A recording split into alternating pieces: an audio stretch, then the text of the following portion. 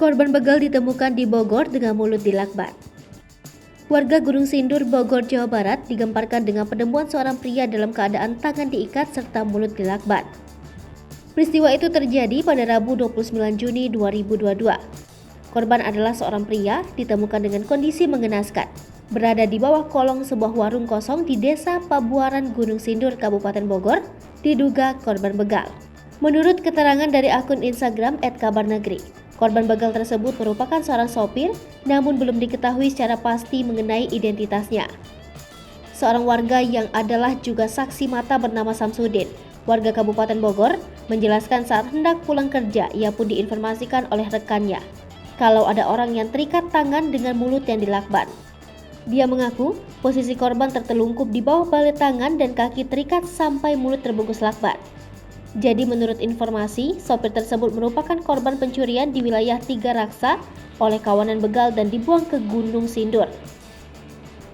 Senada dikatakan, Babinsa Desa Pabuaran Ripka Muryani menuturkan, pihaknya mendapat laporan dari masyarakat ada pembuangan sopir truk korban pencurian.